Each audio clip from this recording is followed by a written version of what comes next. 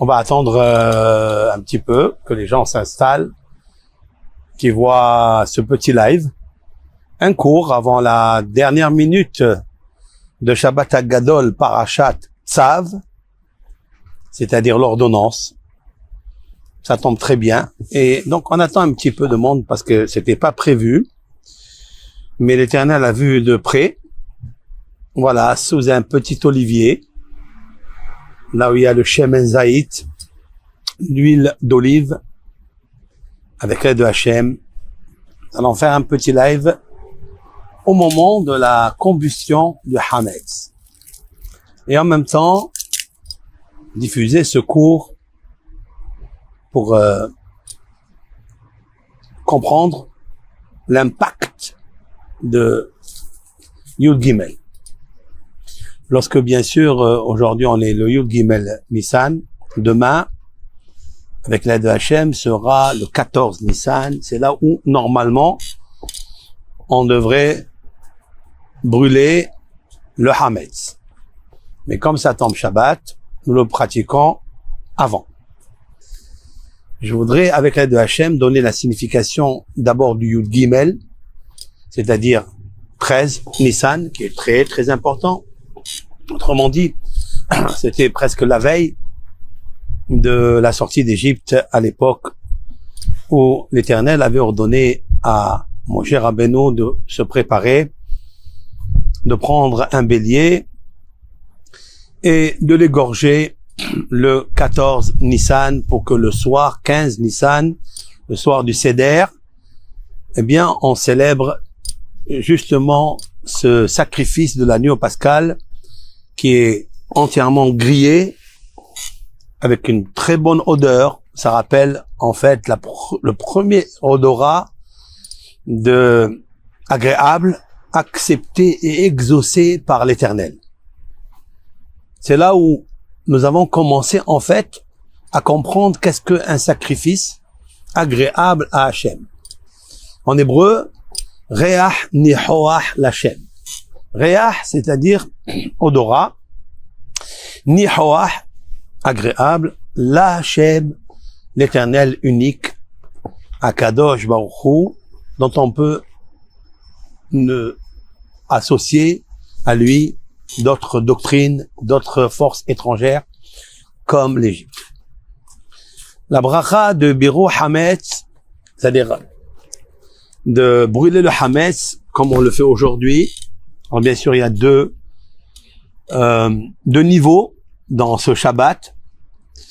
Il y a des personnes strictes et qui ont compris que faire le motzi et continuer à faire le motzi avec le pain ce soir, avec les deux lechem mishné, les deux pains, ça nous rappelle la manne, ça nous rappelle les miracles que Dieu a fait avec nous dans le désert pendant 40 années. Les deux halot de pain que tous les Shabbats on pratique ont une signification aussi avec les deux louhot, c'est-à-dire les deux tables de la loi. D'ailleurs, le mot louhot, qui veut dire table, est l'anagramme du mot halot, qui veut dire le pain. Bien, ça rappelle en même temps les deux tables de la loi, comme il est dit, Ushne louhot horid biyado. Lorsque Moshe Rabbeinu est descendu du mont Sinaï, il est descendu avec deux louhot, shene louhot. Donc, il était descendu un jour de Shabbat, un jour de Kippour aussi, qui est aussi Shabbat. Eh bien, on sait très bien que cette force des louhot, des pains et en même temps des tables de la loi, puisque la loi, elle est toujours récitée à table, donc il faut aussi des tables de la loi avec des halot, avec du pain. C'est pour ça que rater ce vendredi, alors que l'on peut encore, bien sûr, manger du pain pour pratiquer la bracha de Hamotzi Lechem Min Haaretz, l'Éternel qui fait sortir le pain de la terre. Alors vous savez très bien que cette bénédiction, elle est très très puissante et elle contient 10 mots. Elle contient 10 mots. Ça n'est pas toutes les bénédictions instaurées par nos sages qui contiennent 10 mots. Celle-ci, elle contient 10 mots. Je vais les citer. Baruch, source, Ata Hashem, Elokeinu, Melech, Haolam, Hamotzi, Lechem, Min, Haaretz. Vous avez vu? J'ai compté 10 mots avec 10 doigts. Cela veut dire quoi? Cela veut dire que tout ce qui se fait dans le monde, c'est-à-dire le pain, l'alimentation, les éléments, jusqu'au cosmos interplanétaire, tout se dit par la parole de Dieu. Et Dieu a dit dans la création du monde, par 10 paroles, l'Éternel a créé le monde. Lorsque nous étions au mont Sinaï, par 10 commandements, l'Éternel a régi le monde. Et vous savez très bien qu'avant d'arriver à mettre un morceau de pain dans la bouche, il faut travailler au moins 10 travaux. Ils sont cités dans le traité Mishnah, dans le traité Shabbat, et dans Trumot, dans les Mishnayot orales de Trumot, il y a 10 travaux que l'on fait. Ces 10 travaux concernent justement le travail que fait d'abord le ciel, avant que l'être humain ici-bas fait ce qu'on appelle la asot, c'est-à-dire les taken, c'est-à-dire embellir. L'homme ne vient que embellir ce que Dieu a déjà fait. C'est-à-dire, Dieu il t'a pas donné le pain directement. Tu dois, toi, travailler avec sa terre, avec sa graine, avec son eau. Des fois, c'est l'eau de pluie, des fois, c'est l'eau de robinet. Tout vient d'abord du ciel. Il y a 10 paroles en haut et 10 actions en bas. Nous trouvons aussi ces 10 mots très significatifs et très mystiques dans le Deutéronome, lorsque Moshe Rabbeinu, Moïse, il avertit le peuple d'Israël par rapport à la consommation des 7 fruits d'Israël, il dira ceci: Eretz, une terre. C'est-à-dire que vous allez rentrer du désert après l'esclavage dans une terre étrangère, dans un désert étranger, mais pour tout le monde, aucune domination du pharaon. C'est aussi un endroit qui est désert, abandonné. Et là, vous allez vous forger. Et après 40 ans, vous allez rentrer en Eretz Israël, et là, l'Éternel vous donnera Eretz, une terre, Hita, de blé, Seora, d'orge, Vegefen, la vigne, Utena, la figue, Verimon, le grenadier, Eretz, Zet, Shemen, Udvash. Une terre de Zet, Shemen, Zet, c'est-à-dire Zit, c'est en arabe, c'est aussi en hébreu. Zit, ça veut dire l'olive. Voilà, je suis sous l'olivier ici. Zet, Shemen, qui donne de l'huile, Udvash, et ce sont le miel des dattes. Là, la Torah nous parle de miel des dattes. Combien de mots j'ai récité ici dans un verset? Il y a un verset, il n'y a pas deux, il y a un. Il contient 10 mots. Autrement dit, que ces 10 mots de l'Éternel par lesquels il a créé le monde, il a réservé pour la terre d'Eretz Israël 10 mots pour exprimer l'éloge des fruits, céréales, pain et tous les autres fruits d'Eretz Israël que j'ai cités, savoir la vigne, la théena, gefen, rimon, zeit, shemen, udvash, la grenade, la figue et la date et l'huile l'olive. Voilà 10 mots. Cela veut dire que quand je prends tous les Shabbats, la pita ou les halot que la maîtresse de maison a fait avec beaucoup de passion et avec beaucoup d'amour, eh bien, je les prends avec mes 10 doigts, admettons que ça, ce sont des 2 halot, je les prends avec mes 10 doigts comme ça, 5 doigts ici, 5 ici, et je fais ma bénédiction. Et en même temps, je pense tous les Shabbats, pour celui, le maître de maison, le Baal Habayit, le père de la famille, il devra prendre les 2 halot, une collée à l'autre, c'est-à-dire que le visage hein, la partie visage de la challah, elle est de ce côté, et l'autre, elle est de ce côté. L'intérieur qui est donc, il est là, ils se collent ensemble, et les visages sont à l'extérieur. Et ça symbolise quelque chose de très très beau, une allusion formidable, lehem apanim, le pain de préposition qu'il y avait dans le temple, le pain de visage. Car il y a un visage en haut et il y a un visage en haut, et ce sont les deux visages qui se collent. C'est pourquoi toujours le visage, il doit être à l'extérieur comme votre visage, notre visage.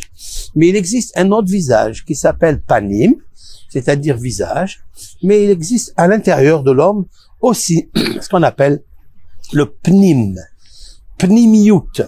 Pnimiut, c'est-à-dire l'intériorité. L'intériorité fait, en fait, le visage de l'extériorité. Et tout se trouve dans le motzi lehem min haaretz. Motzi lehem min haaretz, c'est quelque chose de très puissant. Et donc, l'Éternel d'en haut, car il a un visage, si l'on peut dire ainsi, ce sont ses influences, ce sont ses bonheurs qu'il envoie dans le monde, qui se déversent tous les jours, en particulier le vendredi soir. Car, pour le Shabbat, il est dit, Vaivarecheu vaikadeshehu. L'Éternel a béni le Shabbat et l'a sanctifié. En fait, ils sont reliés intrinsèquement, les deux, la relation qu'il y a entre la bénédiction et la sanctification.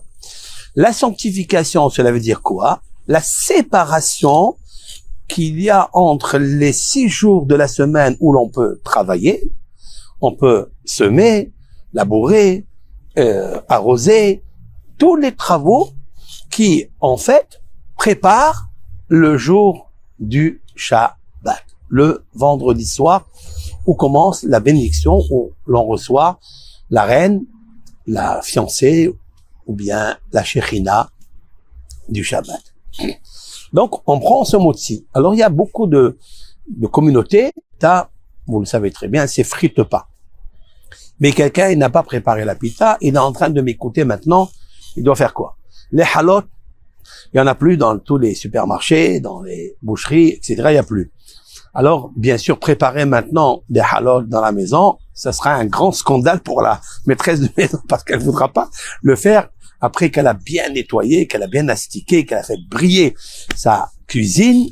Il est hors de question. Alors, la réponse est la suivante.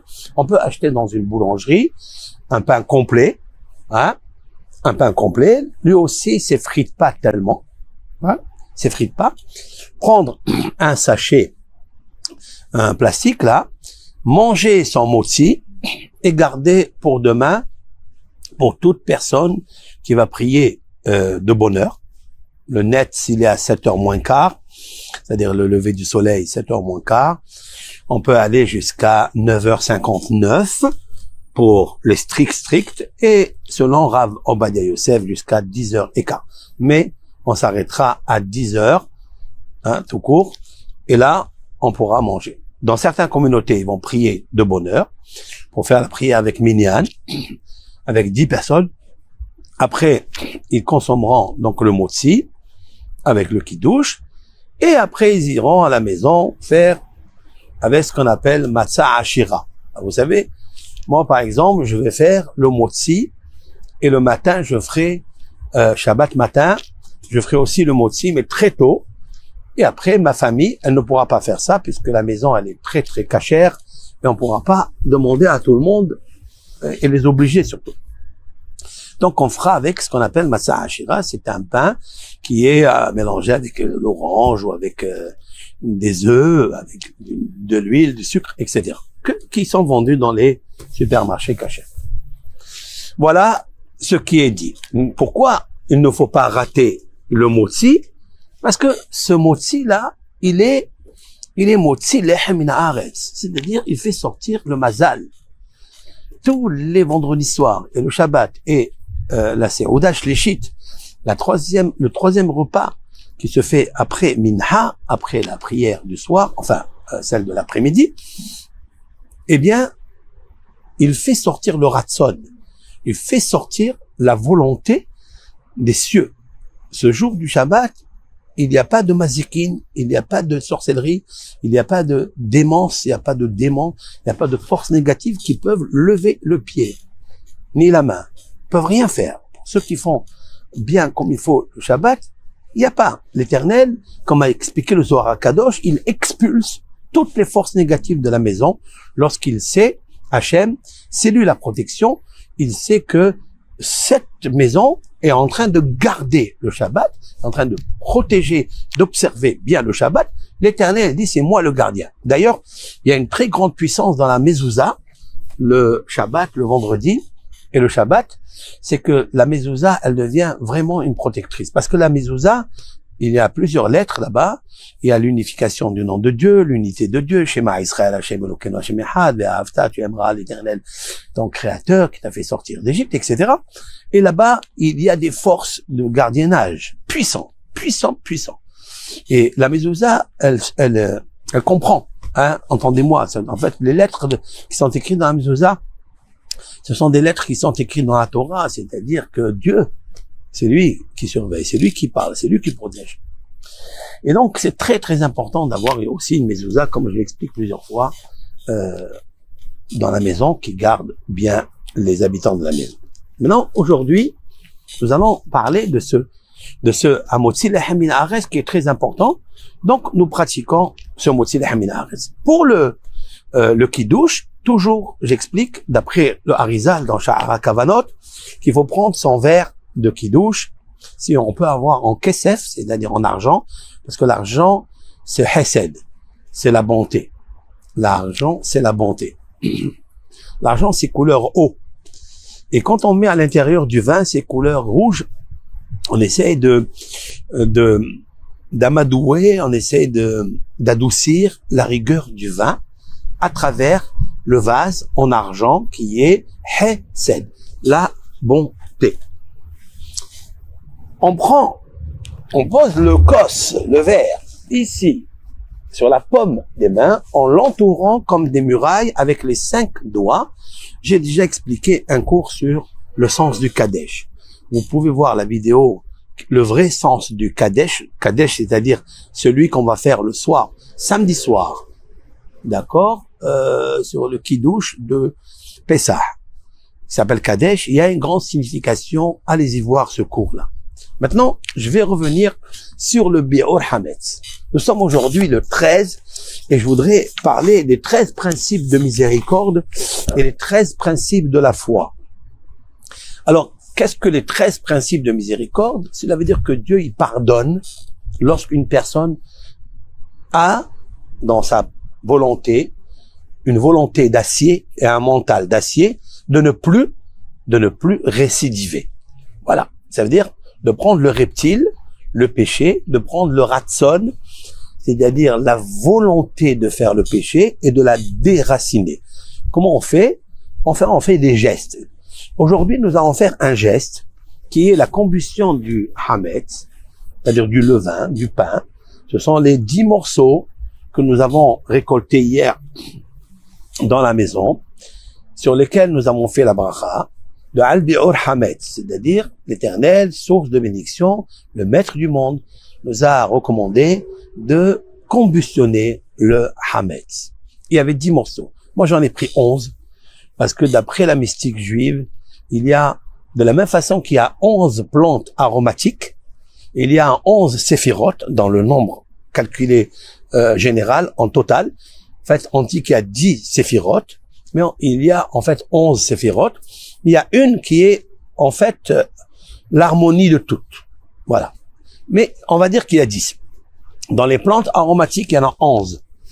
Et les kabbalistes, le Zohar notamment, Rabbi Yaakov Behsera, Sidna Rabbi Yaakov Behsera, il rappelle toujours ce que dit le Harizal dans son livre Sha'ar HaKavanot. C'est-à-dire, ce sont les pensées, les ferveurs qu'il nous faut mettre, autrement dit, l'âme qu'il nous fait mettre dans le corps de l'action. Nous pratiquons des actions, des fois elles sont faites par un système robotique, machinal. La Torah nous recommande et nous donne des recettes comment éveiller le cœur et la pensée pour faire justement ce que j'ai appelé tout à l'heure le visage d'en haut et le visage d'en bas. Le visage d'en bas, c'est le corps, mais le visage d'en haut, c'est l'âme qui habite le corps, qui l'alimente, qui le fait respirer. Celle-ci, elle a besoin de sa nourriture. Sa nourriture est la ferveur, la kavana. Il faut avoir la pensée de faire les choses, pourquoi tu les fais. Donc aujourd'hui, je vais expliquer ce bi'ur hametz.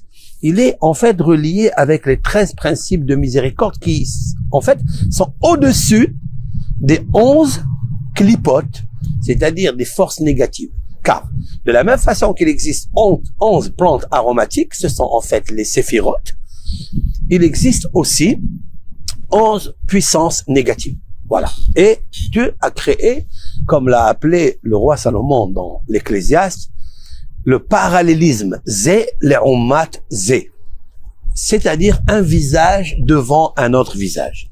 Il y a un visage souriant, ce sont les 11 plantes aromatiques, ce sont les 11 séphirotes, les 11 attributs divins de Dieu, c'est-à-dire la bonté, la rigueur, la justice, c'est aussi une bonté, la justice. Car s'il n'y a pas de justice, il n'y a plus de bonté. Après, il y a l'harmonie, après, il y a la victoire, après, il y a la beauté, après, il y a le fondement, et il y a le royaume du règne, le royaume de la Malchut, de la Shekhina, qui est en fait ce monde, qui est attribué au nom divin Aleph, Dalet, Nun, Yud, Adonai. Dans la valeur numérique est 65.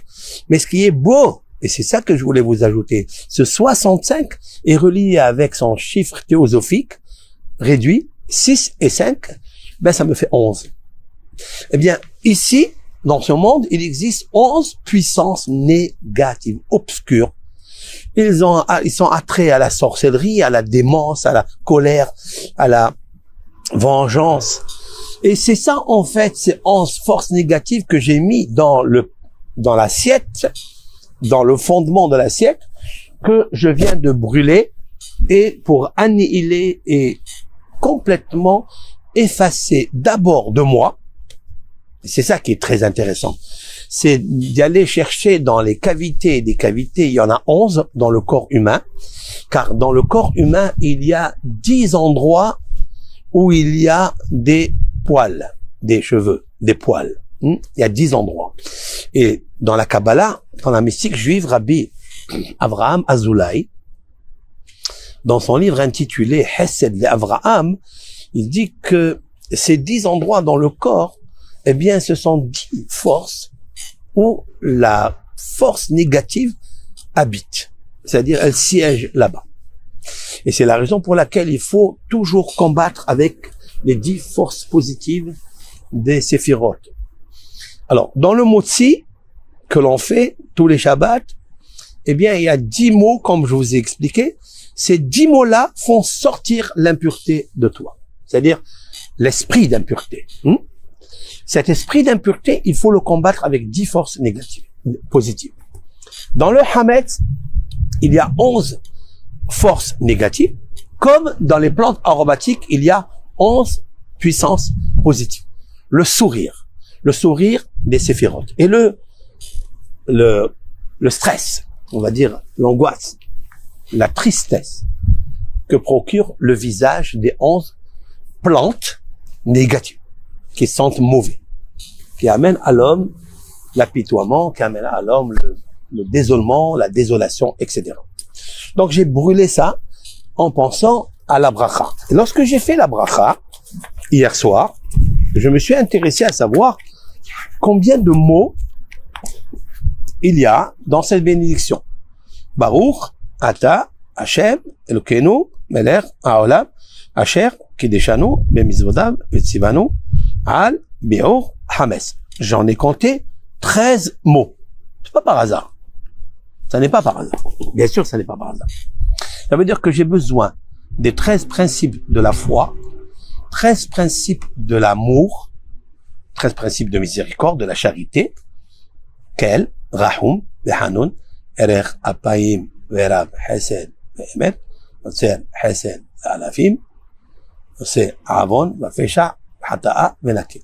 Il y en a 13 principes de miséricorde. Et donc, les 13 principes de miséricorde vont m'aider, et c'est ce que mon âme a l'intention, par la ferveur de l'aide spéciale du ciel, du visage céleste, le visage de sourire, le visage de bonté, le visage de Dieu, de l'amour, je prends les forces de chacune des 13 principes de miséricorde et je les fais descendre en moi pour brûler aujourd'hui le 13 Nissan, brûler les puissances négatives. Donc j'ai 2 forces négatives positives par rapport aux 11 puissances négatives qui sont dans mon assiette. J'ai ajouté une assiette en papier, car c'est le fondement, et elle aussi, on l'a brûlée. Car le fondement des 11 puissances négatives, eh bien, aussi, il faut le brûler pour ne plus qu'ils aient un support où s'abriter. Parce que là où siège le fondement du mal, là siègent les mauvais caractères. Tout notre but, c'est de lutter et d'enlever le mauvais caractère. Alors, bien sûr, les 13 principes de miséricorde guérissent, je dis, les 13 principes du Yetzer Hara. Il en a 13 principes.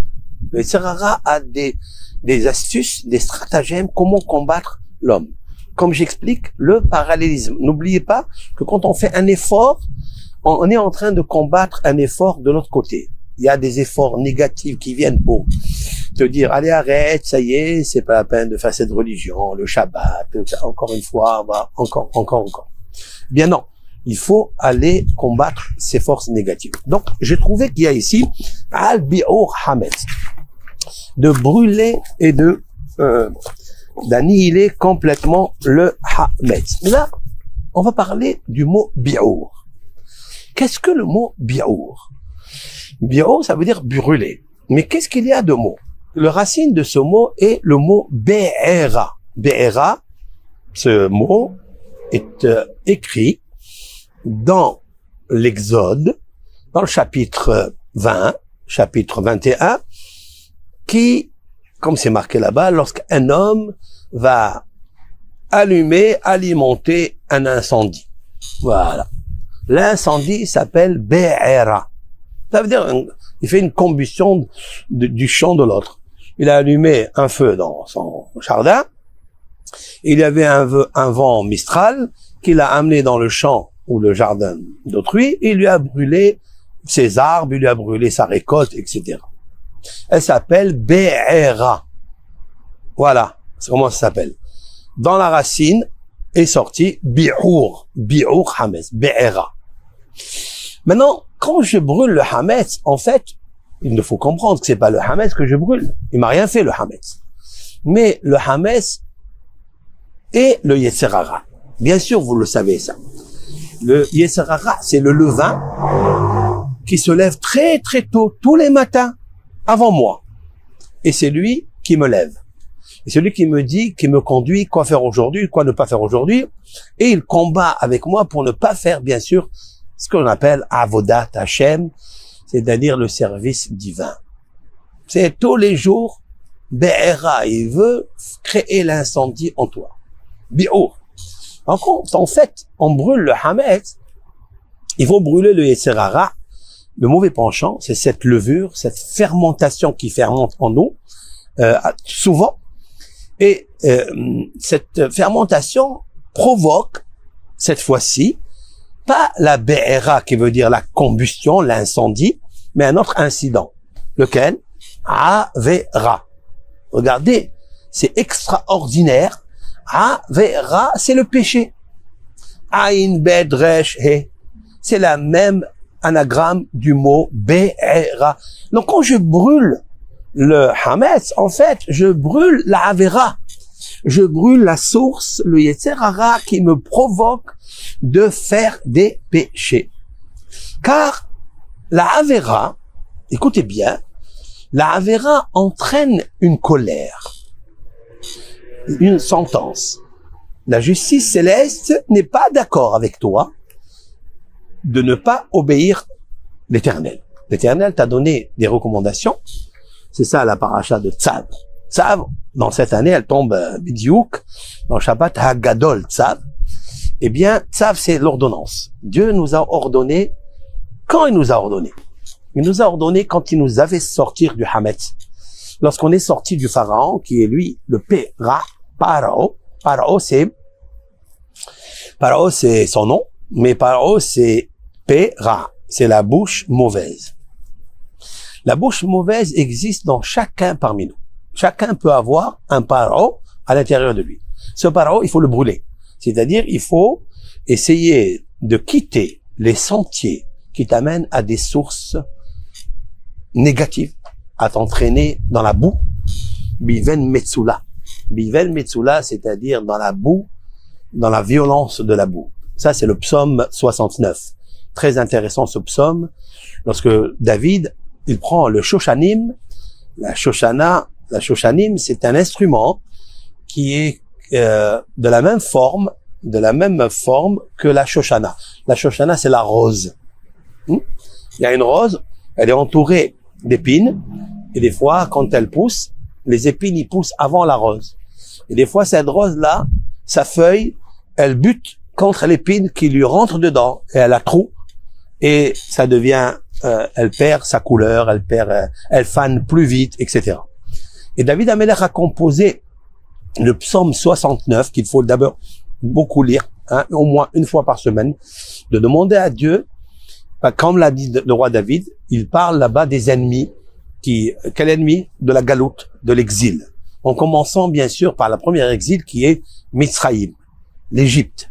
Cet exil-là, elle est très très difficile, c'est la première, sur laquelle le soir de Pessah, toutes les familles sont entourées autour de la table, magnifiquement belle, splendide, avec les beaux vases, avec la belle vaisselle que l'on fait sortir, les belles agadotes, des beaux verres de kidouche. Eh bien, nous chantons à Dieu et nous commençons par Avadi Maïnou les Pharaons. C'est-à-dire, nous étions des esclaves au Pharaon. Il y a deux choses qui m'ont toujours choqué, c'est de rappeler ce soir-là, alors que nous sommes déjà sortis d'Égypte, ça fait longtemps. Et en plus, on est aujourd'hui, c'est-à-dire cette soirée, nous sommes dans l'El Shimorim, c'est-à-dire c'est une nuit de garde. Nous sommes aujourd'hui Bénéhorin, nous sommes des enfants libres. On va s'accouder, on va boire du vin, on va s'accouder, mais pas s'adosser. C'est-à-dire s'accouder, c'est momentané, mais s'adosser, c'est trop. Il faut pas s'adosser, il faut juste s'accouder. Et en fait, ce soir-là, on rappelle les miracles que Dieu il nous fait. Et la première des choses, on se dit, mais pourquoi cette nuit-là, Manishtana al-Azé, on demande des questions, etc. Et puis, Avadi Maïnou les Pharaons, on était esclaves au Pharaon. Ça y est, on était. Pourquoi maintenant on le récite? Et après on dit Alahma Anya, Diakhalou Abatana, voici le pain de misère que nos ancêtres ont mangé en Égypte. Pourquoi rappeler tout ça maintenant? Pourquoi? Alors bien sûr qu'il y a beaucoup de réponses qui ont été données à cela. Et une des réponses que je trouve, c'est, en vérité, c'est toujours garder l'humilité. C'est toujours garder d'où tu viens. Mais Aïn Bata ou la Anata Oler. Nos sages, dans les maximes de nos pères, ont dit Akavia Ben Ma'ala El Omer. C'est un rabbin, un docteur de la Mishnah, il y a plus de 1900 années. Il a dit regarde, réfléchis, pense, toujours, tous les jours, à trois choses. Mais Aïn Bata, d'où tu viens? Ou la Anata Oler, et où tu vas? Et devant qui vas-tu rendre des comptes? La réponse. Mais Aïn Bata, d'où tu viens? Mitipa Serouha, d'une matière séminale. Et il dit Serouha puante. Quand je réfléchis 5 minutes, comment mon corps, il peut être le plus beau corps, il peut être la merveille des merveilles, Miss je ne sais quoi. Eh bien, quand elle réfléchit 5 minutes, d'où il vient? Eh bien, Mitipa Serouha. De cette goutte séminale puante. De là, je suis sorti. Oui. Alors, quand tu vas bien réfléchir à ça, tu vas réfléchir où l'anata oler. Et où tu vas y aller? Alors où tu vas y aller? Limkom, Afar, Rima, Vetolea. Dans un endroit, Afar, de terre, Rima, de vermine, Tolea. Tolea, c'est encore une vermine plus grosse. Qu'est-ce que ça veut dire? Eh ben, c'est très simple. Le calcul, il est très simple. Et c'est ça, un vrai message. C'est que si l'homme doit atterrir à se décomposer, devenir vermine, puis après la vermine, elle va manger la chair de tout homme. Personne n'y échappe. Eh bien, elle va devenir après plus grosse. Elle s'appellera Toléa. Alors, quelle est la To'elet? Toléa, ça veut dire vermine. Tolaat, To'elet. C'est quoi alors la finalité de quoi? Je fais quoi avec ce monde-là? Ben, c'est très simple. Si tu es sorti, tu es né, tu l'as compris, d'une matière séminale puante, eh bien, tu es obligé de revenir justement à la vermine. Parce que c'est la source. Alors, c'est vrai que le passage, le voyage entre l'un et l'autre, il est immense. Il y a 70 ans. Le quota d'un être humain, sauf si Dieu lui donne une récompense de longévité. Mais il faut savoir quelque chose, que l'homme, il sait pas, oui ou non, s'il tient la longévité. Est-ce que ces mitzvot, est-ce que ces bonnes actions peuvent lui amener cela? Et surtout, ça n'est pas seulement les actions. Les actions, on peut faire des bonnes actions, mais si on les fait avec du hametz à l'intérieur de nous, on le fait avec un mauvais caractère, on les fait pour s'honorer, pour se vanter, pour s'enorgueillir. À quoi ça sert alors tout ça? Et c'est pourquoi Dieu il nous rappelle tous les 14, aujourd'hui le 13, il nous rappelle toujours, regarde, va brûler le hametz. Alors quand je brûle le hametz, waouh, je pense à quelque chose de grandiose, parce que je dis, mais en fait, le corps, un jour, il va se combustionner de lui-même. Il va disparaître. Qu'est-ce qui restera de cela? Il restera l'âme. Cette âme-là que j'ai envie d'embellir. Cette âme-là qui reviendra à son faisceau lumineux, l'éternel. Parce qu'elle retourne à sa source qui est dans le ciel. La terre. Retourne à la terre, c'est le corps qui est extrait de la terre. Et la source de l'âme retourne à sa source en haut. Ça, c'est l'Ecclésiaste du roi Salomon.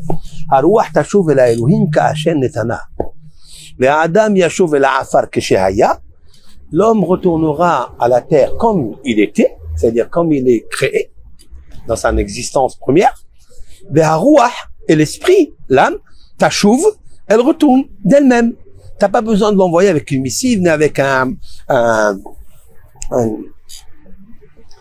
je ne sais avec quoi, hein, d'elle-même, comme un oiseau. Lorsque j'ai sorti du nid, quelqu'un est monté chercher un oiseau dans le nid, il le prend, et puis le consommer, ou le garder dans une cage. Et puis au milieu de la route, il dit, bon, allez, miséricorde.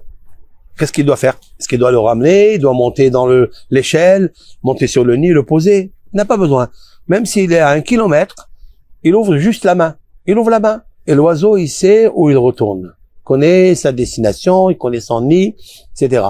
Ben, la neshama, juste quand elle se libère du corps humain, elle retourne.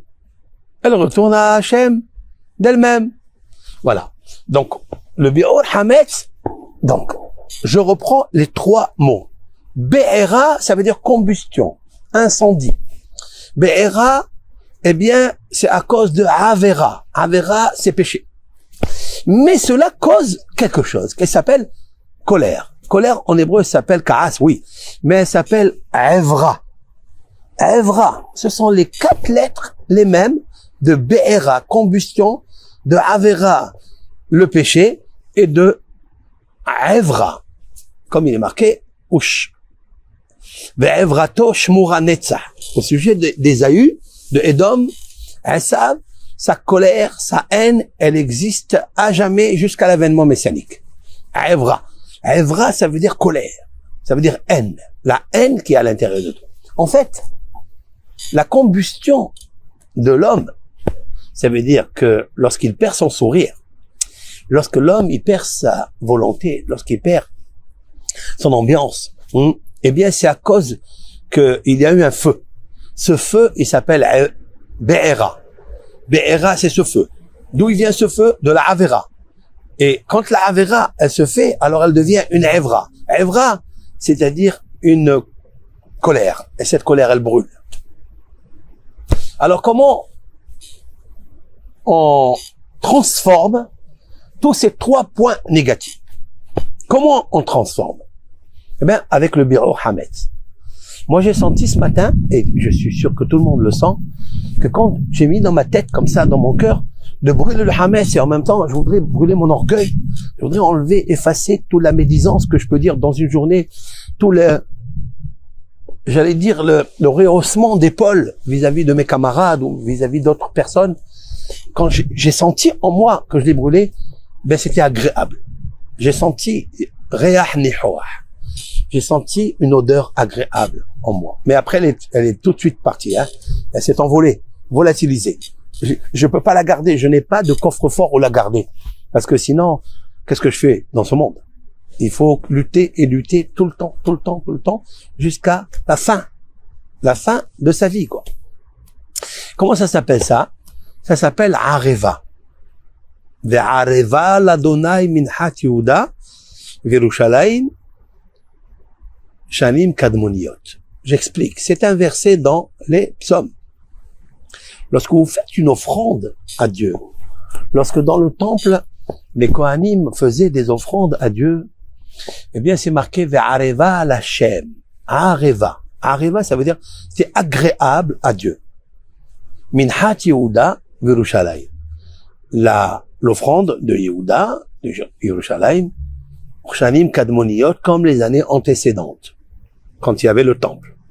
Lorsque une personne, elle sent que quand elle pratique une prière avec la foi, ou à la fois, elle n'avait pas pensé à d'autres choses qui la dérangeaient, à des hametz, à des tzerara pendant la prière, elle sent à l'intérieur d'elle-même que Dieu a reçu cette offrande. Elle sent. Eh bien, ça s'appelle en hébreu Ve'areva l'Hashem. Vous avez vu que le mot Areva, c'est tout à fait le bonheur, c'est tout à fait le contraire des 3 premiers mots négatifs que leur source est le Yetzer Hara. Donc, je répète, Be'era, c'est la combustion, l'incendie. Après, j'ai expliqué le mot Be'era Havera, c'est-à-dire le péché. Et puis après, Evra, qui veut dire la haine ou la colère de la justice. Mais pour annihiler ces 3 puissances négatives, eh bien, je fais ce qui est agréable. Areva l'Hashem. Ve'areva l'Hashem minhat Yehuda. Quand vous faites une belle offrande, une belle tzedaka, lorsque personne ne sait que vous avez fait la tzedaka, vous avez à l'intérieur de vous-même une confiance en Hachem, vous l'avez fait pour lui, vous l'avez pas fait pour vous montrer, pour voilà. Et ça c'est très important. C'est ça l'ahma ania di akhalu avatan. Quand je lève cette matzah et je dis l'ahma ania, c'est ce pain de misère. Waouh, je rappelle mon mazal. Car lorsque on se rappelle comme un roi qui est assis sur son trône, maintenant il est servi par des ministres, par des servants, par des rois. Il a tous les plaisirs de ce monde et il devient orgueilleux. Et il est dit sur le roi dans le Deutéronome qu'il doit faire très attention à 3 choses, ne pas avoir beaucoup de chevaux, ne pas avoir beaucoup de femmes, ne pas avoir beaucoup d'argent. Ça veut dire, mais c'est un roi. Non. Parce qu'il risque de lui tourner la tête. Très bien. Vient le Ramchal, Rabbi Moshe Chaim Lotsato. Rabbi Moshe Chaim Lotsato, de mémoire bénie, 16e siècle, qui a écrit dans son livre lumineux, Le sentier de la rectitude, Messilat Yesharim, dans le portique de la sobriété. Il dit là-bas, comment un homme peut faire volatiliser la puissance de l'orgueil qu'il peut avoir. Soit parce qu'il a des bonnes actions, parce qu'on lui fait des éloges, on l'applaudit pour tout ce qu'il fait. Mais il risque d'avoir un orgueil à l'intérieur de lui. Il dit, rappelle-toi de ce berger qui avant, il faisait paître des porcs, des cochons. Et bien sûr, vous savez très bien que c'est pas agréable de le faire. Et il était là, il était obligé, parce qu'il était obligé de gagner son pain. À la fin du mois, il fallait manger. Et il est devenu roi. Et il est assis sur son trône. Tout le temps, il dit le Rav, Kozman, chez Hoshev, tout le temps qu'il pense, mistakel, ça veut dire approfondisse. Pas une pensée qui vient et qui part. Non. Qui est approfondie avec le sechel du sechel. C'est-à-dire avec l'esprit qui est à l'intérieur de l'esprit. Parce qu'il y en a deux. Il y a le premier qui est frivole et qui est dimioni, qui est juste imaginaire. Et le deuxième qui est profond. Après, il y a un troisième qui est encore plus profond. Si on arrive au troisième, on a gagné.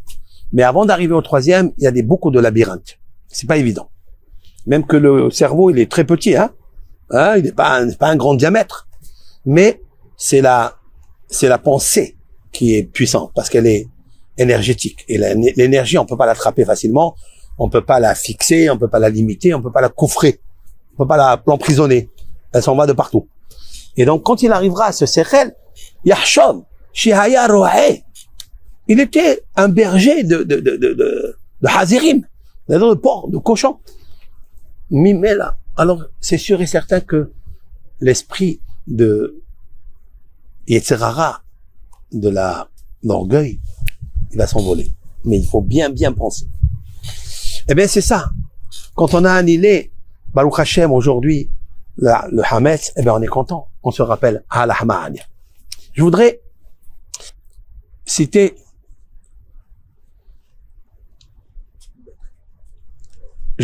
quelque chose de très important. Peut amener peut-être parce que là il ne me reste que 3 minutes. Mon fils me dit dans la batterie, j'avais pas prévu, mais on continue comme ça. On verra s'il amène une rallonge pour rallonger un petit peu le Dvar Torah. Je voudrais citer ce que nos maîtres ont dit dans le Talmud, traité talmudique à Erovin Yud Gimel 13b, 13, aujourd'hui. C'est très significatif. Et c'est pas par hasard, bien sûr. Comme aujourd'hui, le 13 Nissan, c'est l'anniversaire de plusieurs maîtres. Je voudrais citer leurs noms parce que je bois de leurs sources et je diffuse ma Torah et tous les rabbanim du monde. Après eux, ont diffusé la Torah. Je veux parler de 3 grands rabbanim qui habitaient à Safed. J'ai nommé Rabbi Yitzhak Karo.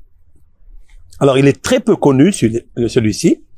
Il est le tonton de Rabbi Yosef Karo, codificateur de notre Shulchan Aruch, des tables de la loi relative à tous les domaines, tous les critères, toutes les définitions, toutes les lois que nous consommons tous les jours, depuis le lever jusqu'au soir, avant de dormir. Le Shabbat, les fêtes, Kippour, Rosh Hashanah, les jours redoutables, etc., etc. Ils sont recueillis dans le livre du Shulchan Aruch qu'a écrit notre maître, célèbre maître, Rabbi Yosef Karo, qui est né en Espagne et qui a habité après à Safed. Et il a écrit son ouvrage Autoroute, Bet Yosef, la maison de Joseph. Rabbi Yosef Karo, aujourd'hui, aussi, c'est sa Iloula. Donc, Rabbi Yitzhak Karo, son oncle, Rabbi Yitzhak Karo, et Rabbi Yosef Karo, aujourd'hui, c'est leur Iloula. Je voudrais rappeler un souvenir, un message qu'ils nous ont tracé et que jamais on n'oubliera jusqu'à l'avènement messianique. Je voudrais citer aussi Rabbi Moshe Alsher, Rabbi Moshe ben Haïm Alsher, qui habitait aussi à Tzfat, qui est l'élève de Rabbi Yosef Karo, et qui est le maître de Rabbi Haïm Vital, l'élève aussi de Harizal. Et le Harizal rentrait pour écouter les cours, les drachot, les interprétations fabuleuses de Rabbi Moshe Alsher, qui a écrit son livre, j'ai nommé, intitulé Torah Moshe. Donc, j'ai regroupé ici 3 rabbins très célèbres, 3 séfarades. Je vais citer aussi un Rav Ashkenaz. Dans la Hiloula, c'est aujourd'hui Rav Menachem Mendel, le 3e rabbi de Lubavitch, le Tzemach Tzedek. Il a écrit un livre, Tzemach Tzedek. Alors bien sûr que un des premiers Tzemach Tzedek, il est plus vieux encore, il a écrit un livre très très puissant, il s'appelle le Tzemach Tzedek. Mais il y a le Tzemach Tzedek Harishon, le Tzemach Tzedek Aharon. Je vais vous parler de celui qui est ultérieur, pas antérieur. Aujourd'hui, c'est leur Hiloula. Et donc, je voudrais donner un message que j'ai compris, parce que je lis leur livre. Rabbi Yitzhak Karo a écrit sur la paracha. Il a écrit sur la paracha. Rabbi Yitzhak Karo, c'est lui, l'oncle de Rabbi Yosef Karo. Il a écrit énormément sur l'interprétation et le sens profond des pierres précieuses qui sont écrites ici dans le pectoral que portait Aaron à Cohen quand il rentrait dans le temple, dans le Saint des Saints, le jour de Kippour. Il a donné des significations. Un jour, si Dieu veut, on s'arrêtera, on se posera et on expliquera les commentaires de ce rabbin. Je dis cela pour lui donner du mérite. Parce qu'aujourd'hui, quand on cite les mérites des tzadikim, eh bien, ils écoutent. Comme tous ces arbres qui m'écoutent, comme toutes les fleurs qui sont en train de bourgeonner, en train de donner des fruits avec l'aide de Hachem, parce que nous sommes dans Birkat Ilanot, toutes les âmes, elles sont là, elles écoutent le cours. C'est pour ça que j'ai préféré faire ce cours. Comme ça, on leur donne aussi, on les booste aussi, et ils prient pour nous. Alors, je voudrais dire que l'âme qui les relie à ces 4 rabbins. Je continue le cours. J'ai pas l'habitude de faire des lives, mais comme je dis toujours, I love you, Torah. Tout ce que j'apprends, tout ce que j'étudie, j'aime l'enseigner, l'apprendre. Surtout maintenant, grâce à Dieu, vendredi, on a fini de brûler le Hametz. Bien que ce soir, à midi, même maintenant, à midi, jusqu'à 1h, 2h, 3h, on peut encore manger du pain, parce que nous ne sommes pas le 14 Nissan. Mais nous gardons toujours les mêmes heures horaires, pour nous habituer à garder les mêmes traditions, et l'année prochaine, on dira pas que on n'a pas brûlé le Hametz à l'heure précise. Donc, je voulais continuer ce cours-là par rapport à ces 4 rabbins, qui, leur anniversaire est aujourd'hui. Très intéressant. Yud Gimel, le 13 Nissan. Et j'ai nommé Rabbi Yitzhak Karo, Rabbi Yosef Karo, codificateur du Shulchan Aruch. C'est l'anniversaire aujourd'hui. Le Rav Moshe Alshech, très grand savant en Torah. Et le Rav Tzemach Tzedek, c'est-à-dire Rabbi Menachem Mendel, le 3e Rav de Lubavitch. J'ai dit qu'il y avait un ancien Tzemach Tzedek Harishon, Tzemach Tzedek Aharon. Tout cela, ce sont lui, c'est le petit-fils du Baal HaTanya, Rabbi Shneor Miladi. Esh Shalhevet, le feu qui émane d'une braise exceptionnelle. L'auteur du Tanya. Donc voilà, ces 4 rabbanim. Je voudrais relier, c'est là où je me suis arrêté d'ailleurs, je voudrais relier leur anniversaire et le message qu'ils nous ont laissé à travers leur source intarissable de connaissances. C'est que la modestie, la hanava, la matzah. Qu'est-ce que la matzah, en fait? Qu'est-ce que le hametz? Qu'est-ce que la matzah?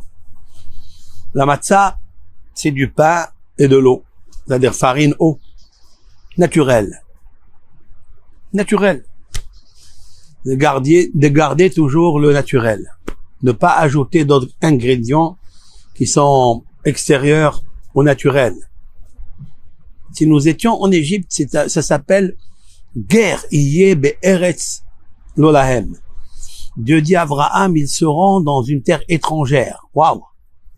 Ça veut dire qu'ils seront plus naturels dans leur terre naturelle. Une terre naturelle, elle a une terre, elle a un arbre, elle donne ses fruits naturellement. Dieu, il a créé la nature qui se mouvoie, qui se dirige naturellement. Ne l'abîme pas. Comment on abîme une nature naturelle? En faisant entrer du levain. un corps étranger. Lorsque vous faites une pâte avec de l'eau et de la farine, tout simplement, ça donne un bon pain, ça donne une bonne matzah. Bien sûr, si on n'a pas dépassé 18 minutes, comme la valeur numérique du mot hay, qui veut dire la vie. Quand est-ce que la vie existe? Lorsqu'on commence le naturel. De l'eau et de la farine. Jusqu'à 18 minutes. Et après, vous rentrez dans un temps étranger. Un temps de la mort. Un temps du hametz. On prend du levain et on le met à l'intérieur de l'eau et la farine. On a dénaturalisé la nature. Et ça, c'est pas bon. Matzah, Shamaim Ba'aretz. Ose, Shamaim Ba'aretz. C'est un verset que nous lisons tous les jours. Dieu fait, Ose, fait. Pas il l'a fait au passé. Fait. Au présent. Shamaim Ba'aretz. Le ciel et la terre. Le ciel et la terre sont naturels. Regardez dans la fin des mots. Ose, regardez ce code. Observez ce code. Ose, vous lirez un He, la lettre He. Shamaim, la lettre Mem. Ba'aretz, la lettre Tzadé. Tzadé, Mem, He, Matzah. C'est profond, très profond et très beau. Matzah. La matzah, c'est le ciel et la terre. C'est-à-dire naturel. Celui qui veut monter de la terre au ciel, il pourra pas. Celui qui descend comme les anges sur la terre, il pourra pas. Dans la Genèse, c'est marqué que celui qui est descendu, ce sont des anges qui sont descendus en bas, et ils ont vu des femmes belles, et se sont amourachés d'elles, et ils ont commis ce qu'ils ont commis, ils ont créé Azazel, ils ont créé des anges destructeurs, accusateurs. Pourquoi?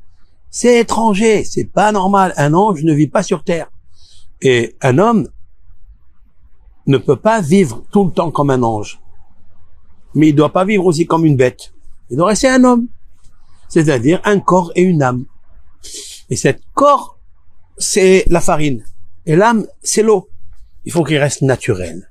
Si on comprend ce principe, on a tout compris de la sortie d'Égypte. Le hametz, lui, c'est quoi? C'est deux êtres qui peuvent s'assembler, qui se ressemblent, qui peuvent créer une bonne nourriture à partir jusqu'à 18 minutes. Mais si tu allais plus loin, c'est pas 18, c'est 19, c'est 20, c'est 40, c'est plus 18. 18, c'est hay. Vous voyez le petit hay, ce collier que l'on porte, hay, la vie. Dieu, c'est hay ha'olamim, ou hay ha'olamim. Celui qui fait vivre les mondes, tous les mondes. Le monde du règne minéral, végétal, animal, être humain, et aussi l'espace en haut, les anges. Un ange qui descend en bas, il peut pas vivre. Un homme, autant que corps qui monte en haut, il peut pas vivre. Alors qu'est-ce qu'il faut? Il faut rester naturel comme Dieu t'a créé. Ose, Shamaim, Ba'aretz. La fin des mots forme la graphie du mot matzah, naturel. Alors quand je fabrique ma matzah et quand je vais manger la matzah, qui est la mitzvah particulière, je vais faire hamotzi lehem min haaretz. Et je vais ajouter Baruch ata Hashem Elokeinu melech haolam asher kiddushanu b'mitzvotav v'tzivanu al achilat matzah. Waouh! Achilat matzah a pris un moment très puissant le soir de Pessah. À part le motzi, il y a la matzah. Mais en fait, c'est le même pain. C'est la même galette sur laquelle tu vas faire le motzi et la matzah. Pourquoi? Parce que quelqu'un qui est motzi, qui fait sortir l'idée de la matzah, alors il va bien manger dans ce monde. Il va bien comprendre. Il va bien se restaurer dans ce monde.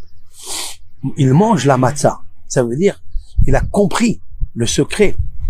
Il va digérer, il va se restaurer, digérer. Qu'est-ce que on est venu faire dans ce monde? C'est d'être une matzah. C'est de rester naturel. Alors, on peut être un bon kéli, un bon vase pour nous construire et construire les autres et aider à modifier les pensées des êtres humains. Mais à l'extérieur, il y a le hametz. C'est la terre étrangère, c'est ingrédient étranger. Et ça, c'est pas bon du tout. Ça, le hametz et la matzah. Je reviens maintenant à ces 4 rabbins qui nous ont enseigné d'être une matzah, d'être naturel. Alors, je vais expliquer le secret de la chose. Dans le traité Eruvin, que j'ai cité tout à l'heure, mais alors que l'appareil, la caméra s'est éteinte, et tant mieux parce que elle était à l'envers. J'espère qu'elle est bien maintenant, hein. On m'a dit que oui, plus de 3 témoins ont témoigné que c'est bon. Je continue. En effet, dans le traité Eruvin, dans le mot harev, agréable, je citais ce traité talmudique, page 13, puisque nous sommes maintenant le 13, et nous faisons référence aux 13 principes de la foi, de la miséricorde, de la bonté de Dieu, de l'amour de Dieu. Il pardonne après la faute et avant la faute. Et Dieu, il efface tout. Dieu, quand tu veux, il efface tout le mauvais penchant que tu as en toi. C'est juste, tu décides avec un mental d'acier. Et c'est ça, en fait, la vie. Même si on tombe et on retombe, il y a toujours un Pessah qui arrive. Toujours, on peut se racheter. Le mois de Nissan, qui est le mois de Rosh Hodashim, la tête des mois. Ça veut dire que la tête, toujours, il faut la renouveler. Il faut créer la biochimie entre l'espace du cerveau, l'intelligence, et aussi le cœur, qui est le discernement. Il faut que les deux s'associent pour créer quelque chose. C'est-à-dire la matzah. La matzah, c'est l'intelligence que l'Éternel a donnée. Ne la détruis pas, ne l'abîme pas, ne la noircis pas, l'obscurcis pas. Voilà. Et ton cœur qui a des sentiments normaux, des fois, on devient cruel. Et pourquoi on devient cruel? Alors que Dieu, il a dit dans l'Ecclésiaste, le roi Salomon, Elohim asa et Adam yashar. Et Dieu a fait que l'homme soit droit. C'est tout. Elohim, c'est la nature, c'est naturel. C'est lui qui a dirigé l'homme, qui l'a créé, il lui a donné un cerveau et un sentiment clair. Et comment ça se fait que tu as perdu cela? C'est qu'il y a eu du hametz à l'intérieur. On a fait rentrer un ingrédient étranger à la nature. Et ça, c'est pas bon. Dieu dit, ne touche pas à ma nature. Ne touche pas, s'il te plaît. Mais, chaque Pessah, voilà, comme ce soir, si Dieu veut, nous allons rentrer dans une sphère de renouvellement, de joie, de liberté. Tout le monde doit être capable de le faire. Tout le monde est invité à cela. Alors, ces 4 rabbanim, je cite Rabbi Yitzhak Karo, Rabbi Yosef Karo, Rabbi Moshe Al-Sheikh et Rav Tzemach Tzedek, Rabbi Menachem Mendel et Lubavitch. Ces 4-là nous ont laissé la matzah, nous ont laissé cette qualité de la modestie.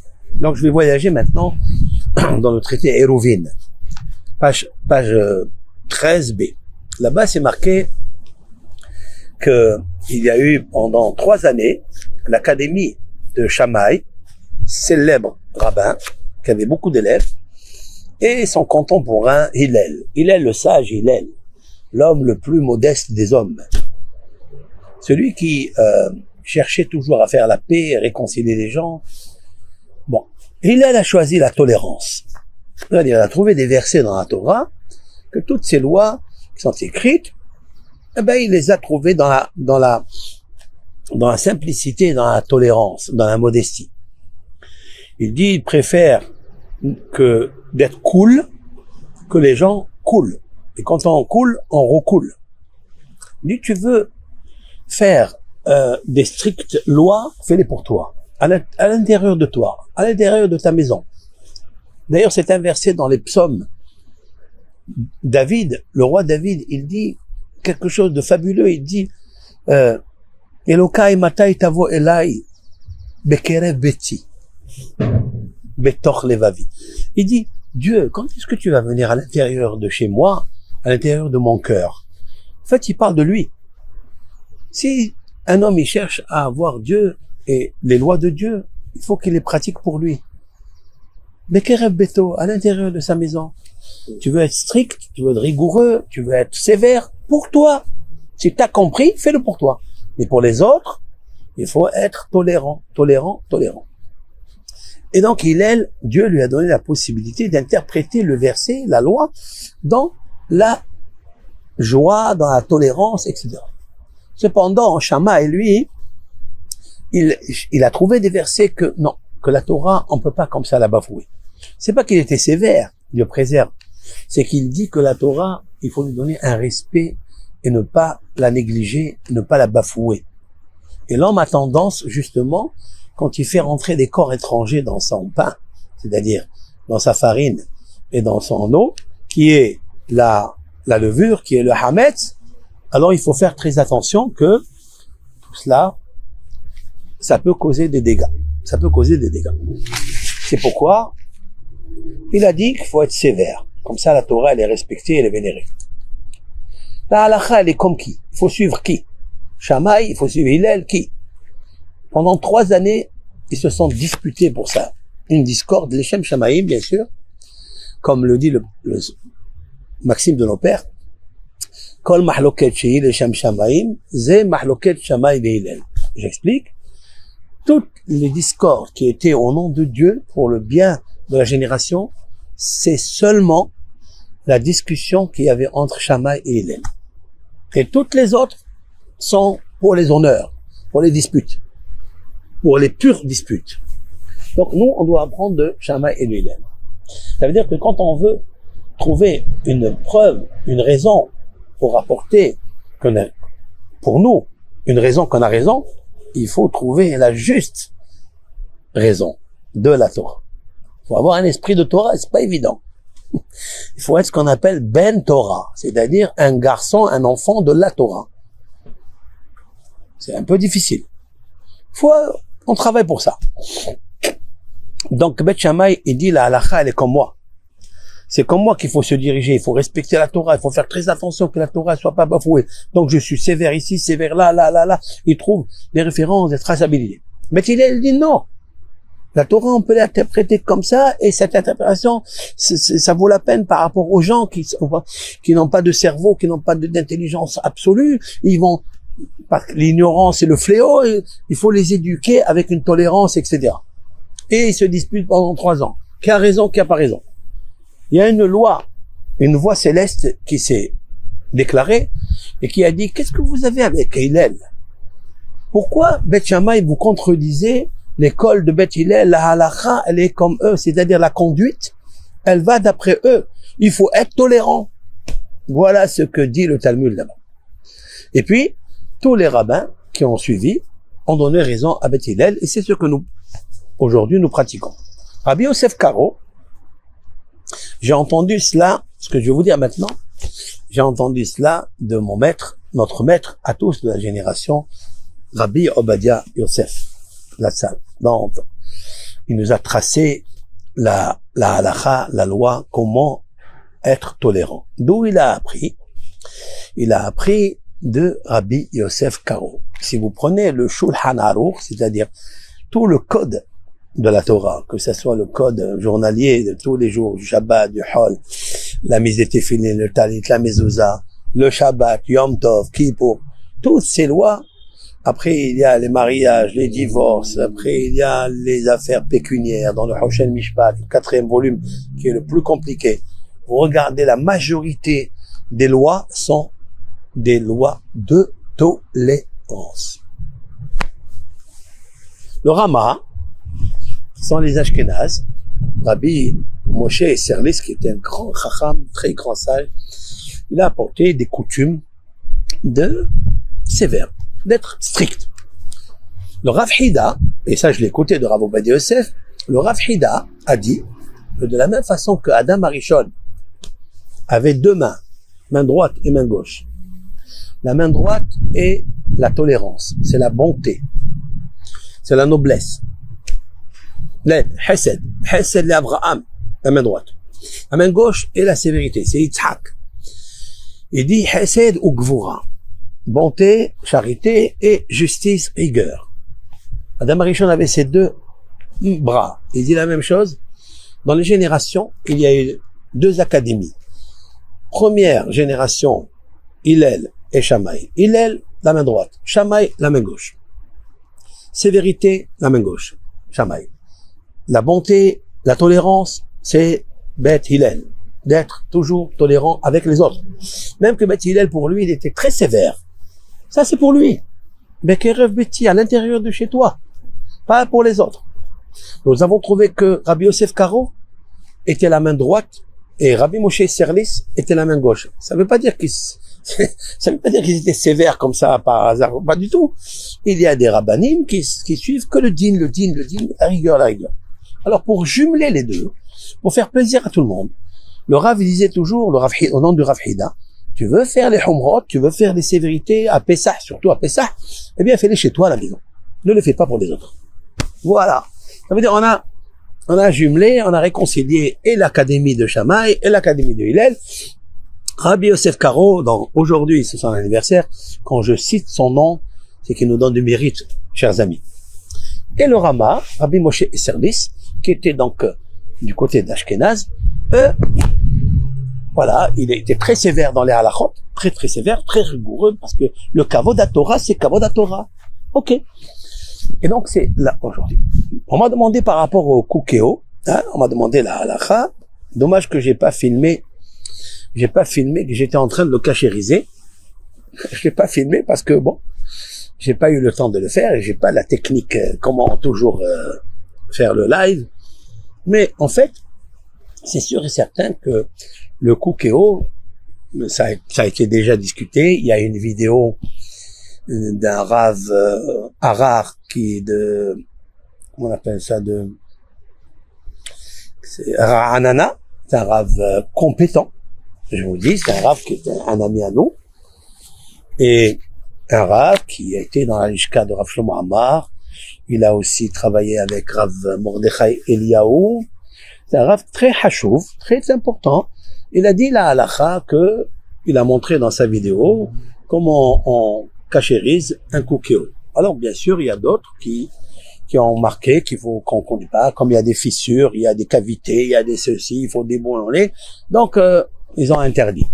La vérité, ce que je pense moi, c'est qu'il est permis de le faire. Cachériser un Kukeo, c'est la même chose que cachériser un micro-ondes. C'est la même chose. Médiocre. Sauf que, peut-être que ici c'est encore plus léger que le micro-ondes. Rav Ovadia Yosef, dans Yabia Omer, a permis de faire le micro-ondes. C'est-à-dire, on les suit bien, on les laisse 24 heures, jusqu'à ce que les aliments, s'il y a du hametz à l'intérieur, du pain ou de la farine ou de l'amidon, ce que vous voulez, à l'intérieur, il devient pas goût, il est inconsommable, et on ajoute un détergent dans un verre pendant un quart d'heure, le faire bouillir, et les buées montent, et ils lavent tout ça. Ça veut dire, même si à l'intérieur des parois du micro-ondes, il y a, on va dire, un peu de pain qui peut ressortir après dans Pessah. Mais il n'est pas goum, c'est-à-dire, il est inconsommable. C'est-à-dire inconsommable, même un chien, il peut pas le manger. On a choisi le chien, on a dit achilat patsoul, mais achilat kelev, on a choisi un chien. Je vous expliquerai pourquoi tout de suite. Pourquoi un chien, pas un chat, pas un loup. Ça aussi, il faut le comprendre. Chaque chose que le sage on dit, ils ont une raison. Ces raisons, c'est le goût. Celui qui goûte pas la raison, il goûte pas la halakha. Faut connaître la halakha. Faut aller, il y a le rov, il y a Miaout, il y a le safek de Horaïta, safek de Rabbanan. Tous ces halakhot-là, ils sont écrits dans le Shulchan Aruch de Rabbi Yosef Karo. Dans Yoredea, dans son deuxième volume, tout est explicité là-bas, il faut étudier avec les commentaires. Donc, le micro-ondes, Rav Ovadia Yosef a permis. C'est vrai qu'il y a des personnes qui ne sont pas d'accord avec lui, mais ça ne veut pas dire que la halakha, l'essentiel de la halakha, c'est interdit. Il voulait être mahmir, il voulait être sévère. Et donc, c'est pas grave. Rav Ovadia Yosef a dit au nom de Rav Hida et d'autres rabbins, Rabbi Yosha Bsis de Tunisie, et encore, des grands rabbanim, il a amené, tu veux être mahmir chez toi à la maison, mais pas les autres. Kukeo, ça coûte combien? 200 € je crois aujourd'hui, je pense. Et il a eu du mérite ce Kukeo parce qu'il y a beaucoup d'encre qui s'est versée, et des fois, bon. Alors ce que j'ai dit, c'est qu'il faut faire très attention. Il y a eu des commentaires concernant cette vidéo, et ça m'a pas plu du tout. Ces commentaires-là, c'est vraiment dommage, et je pense à mon avis, qu'il faut demander pardon à ce Rav qui a écrit cette vidéo parce que il est entièrement dans la halakha, dans le chemin de la lumière véridique. C'est pas, après ceux qui veulent être mahmir, qui veulent être sévères, tant mieux pour eux. Tant mieux pour eux. Mais la halakha, elle est comme le microgal. Si les rabbins qui ont interdit le microgal, bien sûr qu'ils vont te dire que pour le kokeo, c'est assour. Mais Rav Ovadia Yosef a permis le microgal. Celui-là aussi c'est permis. Maintenant, je me suis pas permis moi de le faire de moi-même. J'ai demandé à un Rav qui est la tête, le président des Baktédinim de tous les tribunaux à Be'er Sheva. J'ai nommé Rabbi Yehuda Derei à Gaon. C'est pas simple. À Gaon, Rabbi Yehuda Derei, qui est le chef spirituel de toute la ville, en même temps grand rabbin de la ville de Be'er Sheva et en même temps le Dayan, le Rosh Baktédinim de Be'er Sheva. Rabbi Yehuda Derei. Je l'ai eu au téléphone parce que j'ai voulu son fils, le Rabbi Yehuda Derei, il est le gendre, il s'appelle Rabbi Baruch, il est le gendre de Rabbi Yitzhak Yosef, le Rav arraché d'Israël. Maran, Rabbi Yitzhak Yosef, le fils de Rabbi Yosef, que vous connaissez tous et toutes. Je voulais avoir son verdict. Je n'ai pas réussi. Sauf que, lorsque le fils, Rabbi Baruch, lui a demandé à Rabbi Yitzhak Yosef, lui a dit, qu'est-ce que je lui demande, il dit, qu'est-ce que tu me demandes à moi? Demande à ton père. Ce qu'il dira ton père, c'est bon. Ok.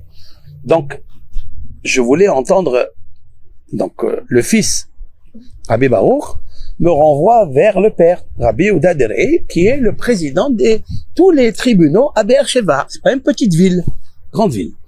Et je vais ajouter quelque chose que ce rabbin-là était supposé être le grand rabbin d'Israël avant Rabbi Yitzhak Yosef.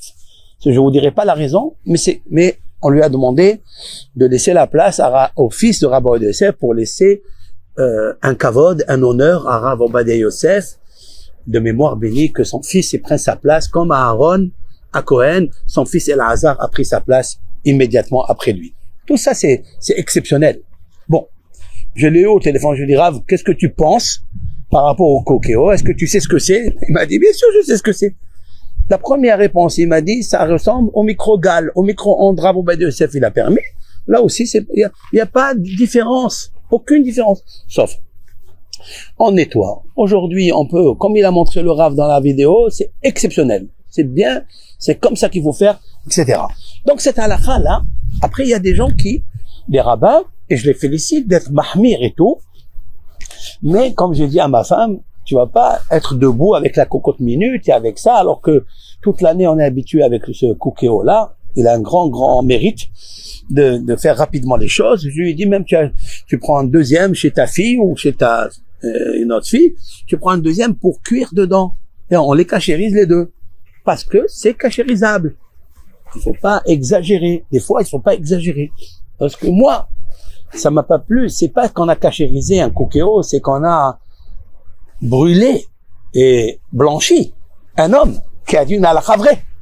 Et c'est ça que je dis à tous les commentaires, avant de rentrer à Pessah, c'est de réécrire ou d'effacer le commentaire sur cette vidéo et de dire que n'importe quoi et ceci et cela. Et ben, pas du tout. Faut demander pardon.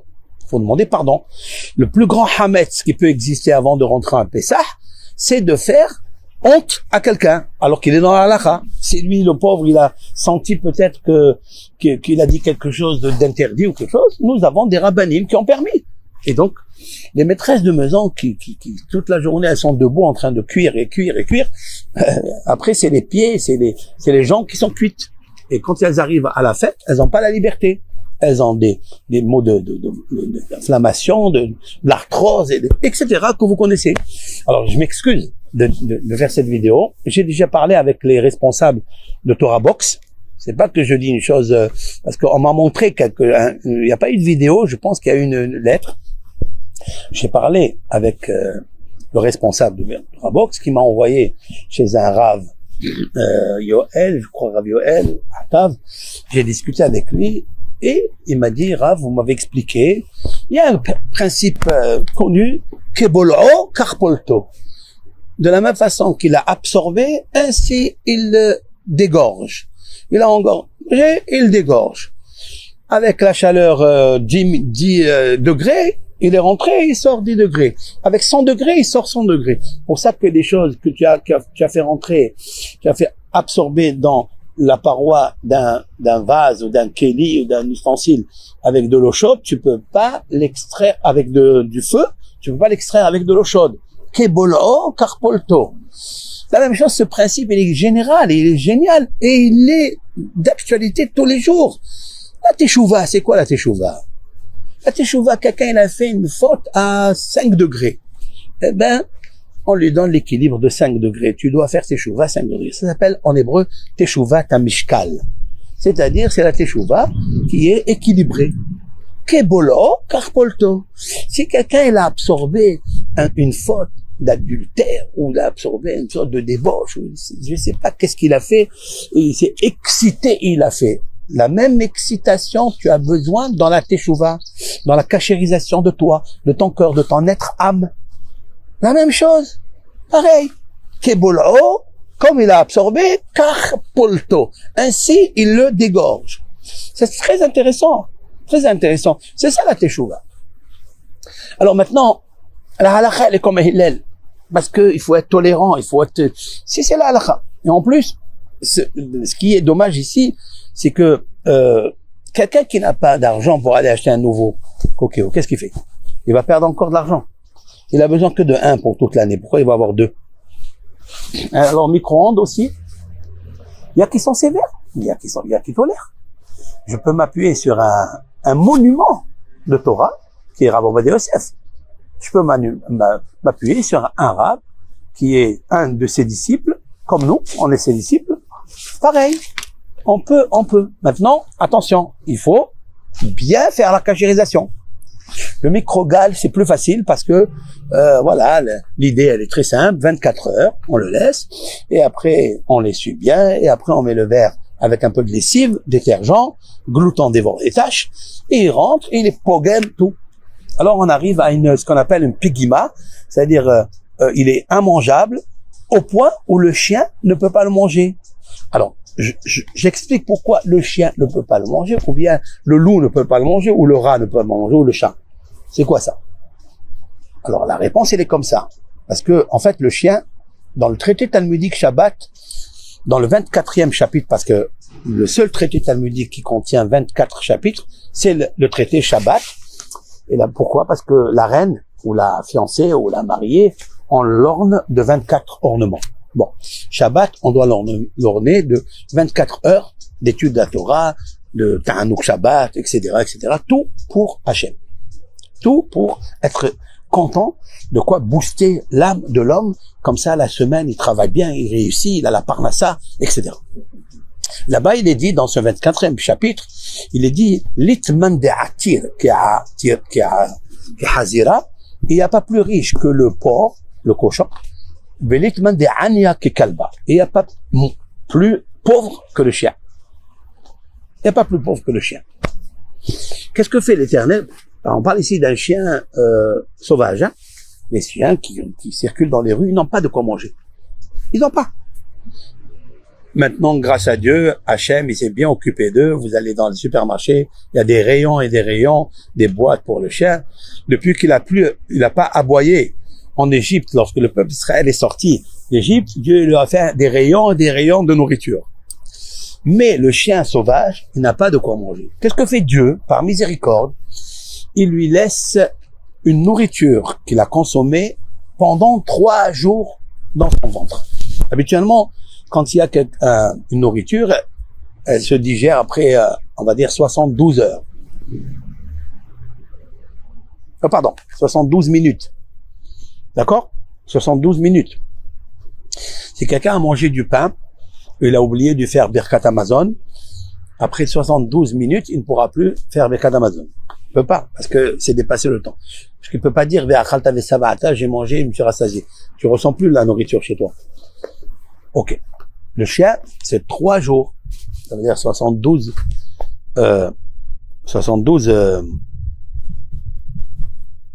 heures. Pas 72 minutes, mais 72 heures. Il lui laisse la nourriture dans son ventre. C'est pour ça que c'est très beau.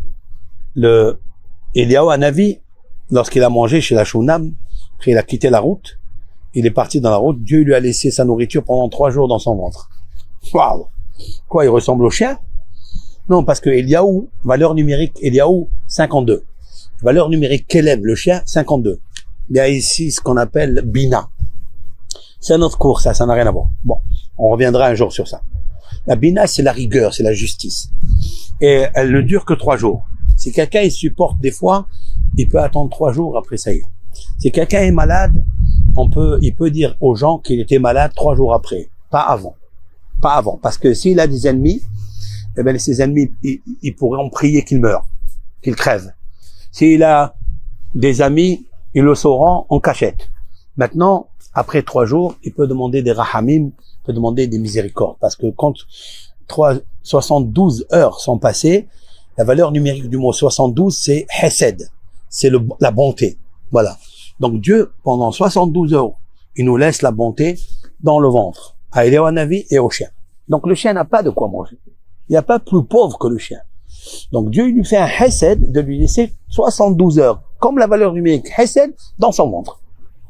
Et il va manger tranquillement. Maintenant, ce chien-là, s'il vient, il a pas mangé, ça fait 3 jours.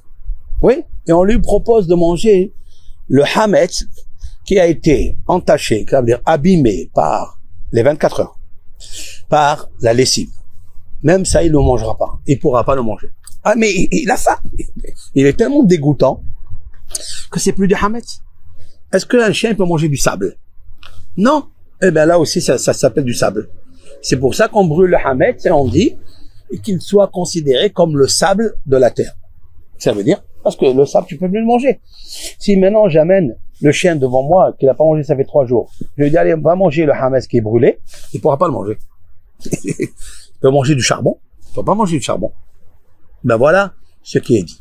Donc, la cachérisation, quand on l'a fait convenablement, il n'y a pas de problème. Surtout que j'ai visité, moi, j'ai ouvert le toit là, le couvercle, je l'ai ouvert, cette vitre-là, c'est pas en aluminium, j'ai enlevé, j'ai regardé, effectivement, il y avait des petites miettes, peut-être c'est de la graisse, peut-être c'est des miettes, je ne sais pas.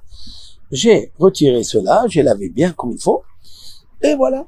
Et après, j'ai envoyé, puisque on l'a rempli il y a une limite à la cuvette, on l'a rempli, il y a une limite, on peut pas la faire déborder, sinon, l'appareil est cuit. Hein, c'est elle qui est cuite. Elle peut plus cuire. Parce que l'eau, s'il rentre dans l'électricité, court-circuit, finish. Donc, il y a une limite. Donc, c'est sûr et certain qu'elle n'a jamais débordé pendant la cuisson de toute l'année. Si elle n'a jamais débordé, la cachérisation, elle est comme elle est.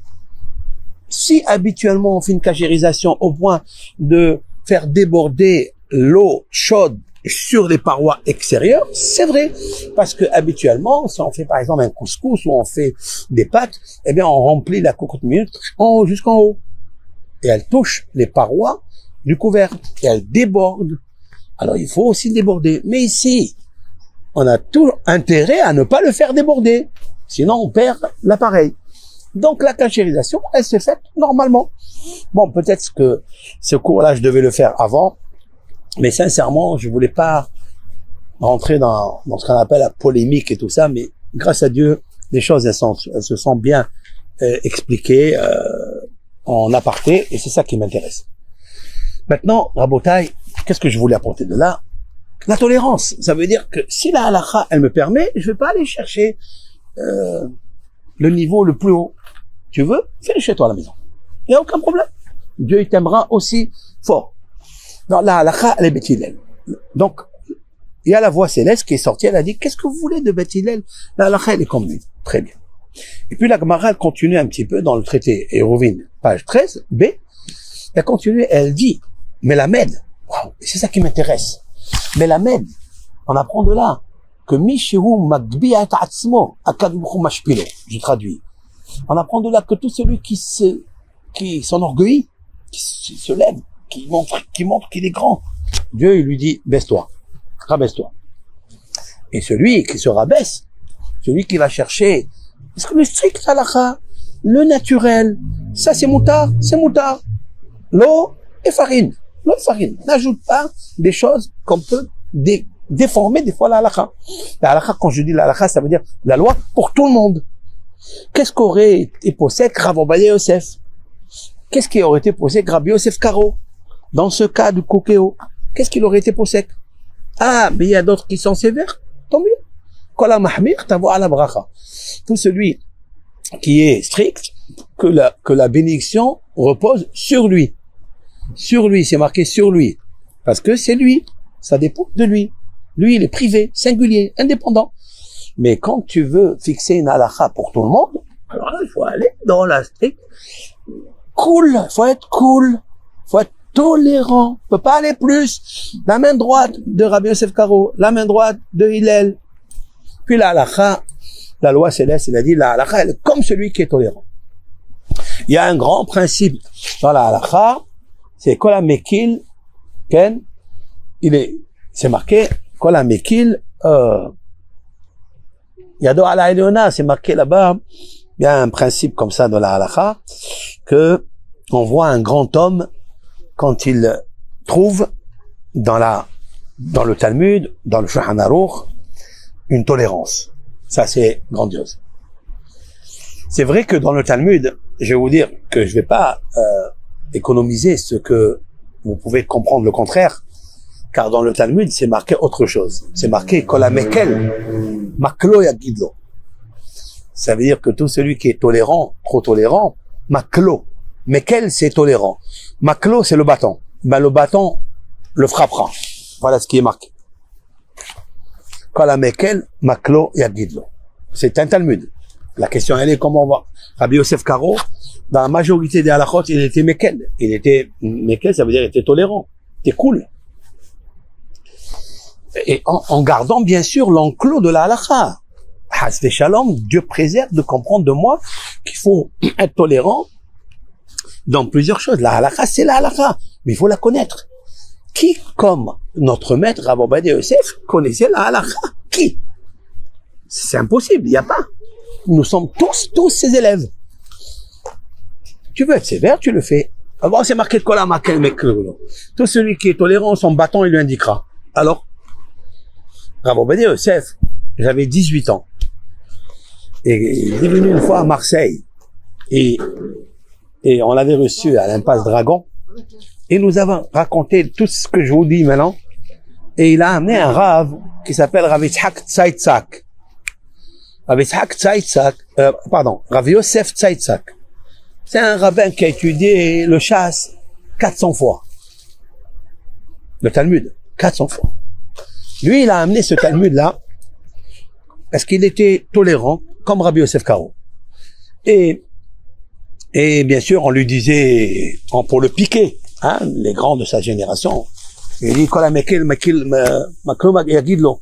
Tout celui qui est tolérant, son bâton, il va le frapper. Alors il a dit, moi je dis, Kol HaMahmir Hamoro Yagidlo. Moi je dis que celui qui est sévère, son âne, il va le mordre. Parce que le mot Hamor vient du mot Hamour. Hamour, ça veut dire sévère, et Hamor, c'est l'âne. Hamor, Hamour. Il dit, Kol HaMahmir, tout celui qui est trop sévère pour les autres, Hamoro Yagidlo. C'est son âne qui va lui parler, il va lui dire, arrête de faire ça. Vous avez compris? Alors, qu'est-ce que j'apporte de là? Maintenant, sur cette Gemara là, qui est très étonnante, pourquoi le Talmud donne la raison? Pourquoi Beth Hillel? Pourquoi on fixe la halakha comme eux, et que toute la génération, jusqu'à maintenant, tout le rov des Mishnayot, il est de la tolérance? Oui? Pourquoi on fait comme le halakha? La réponse, parce qu'il est anav. Parce que Shayu Mashpilim et Atzmam. Parce ils se rabaissaient devant Beth Shammai. Et ils étaient doux. Quand il leur parlait, Beth Shammai, ne t'énerve pas. Tu penses comme ça, moi je pense comme ça. J'accepte ton idée, accepte la mienne. La voix céleste, elle a dit, halakha, elle est comme eux, parce qu'ils sont modestes. Voilà ce qui est marqué dans le Talmud, traité Hérovine, page 13b. Miséricorde. Le Rav Yosef Karo, dans sa préface de ses livres, il a demandé la question, c'est quoi cette raison du Talmud? Comment on fixe une halakha pour toutes les générations d'être tolérant parce que monsieur Hillel était un homme modeste. Qu'est-ce que ça a à voir, la modestie, avec la loi, avec le kavod de la Torah?